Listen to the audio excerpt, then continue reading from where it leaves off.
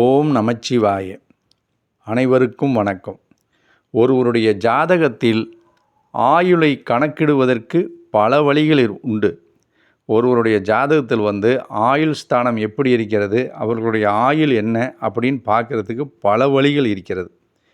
அதில் ஒரு வழி இது. ஒருவருக்கு பூரண ஆயுள் இருக்கிறதா என்று கண்டுபிடிப்பதற்கு ஒருவருடைய ஆயுள்காரகன் யார்? சனி. அந்த சனி பகவான் முழு பலன் அளிக்கக்கூடிய ராசிகளான கடகம், விருச்சிகம் மற்றும் மீனராசி இவற்றில் சனி கிரகம் அமர்ந்திருந்தால் அவர்களுக்கு பூரண ஆயுள் என்று பொருள்.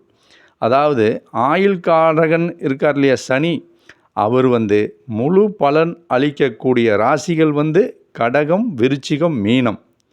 அதாவது சனியின் நட்சத்திரம் என்னென்ன? பூசம், அனுசம், உத்திரட்டாதி. இந்த சனியின் நட்சத்திரங்களான பூசம், அனுசம், உத்திரட்டாதி இவைகள் இடம்பெறும் ராசிகள் எது? இவங்க இந்த 3 நட்சத்திரம் இடம்பெறக்கூடிய ராசி கடகம், விருச்சிகம், மீனம். ஸோ இந்த 3 ராசிகளிலும் சனி பகவான் அமர்ந்திருந்தால் அவர்களுக்கு பூரண ஆயுள் என்று பொருள்.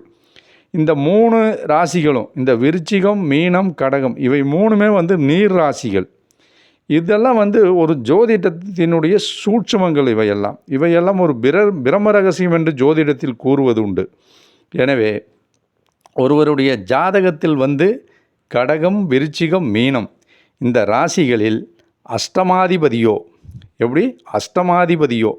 அல்லது சனியோ அமர்ந்த நிலையில் இருந்தால் அந்த ஜாதகருக்கு பூரண ஆயுள் என்பது ஜோதிடத்தின் அடிப்படை விதி.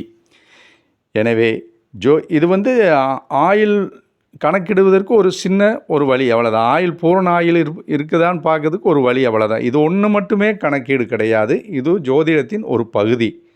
நன்றி, வணக்கம். ஓம் நமச்சிவாய. இந்த சேனலை சப்ஸ்கிரைப் செய்யாதவர்கள் செய்து கொள்ளுங்கள். நன்றி.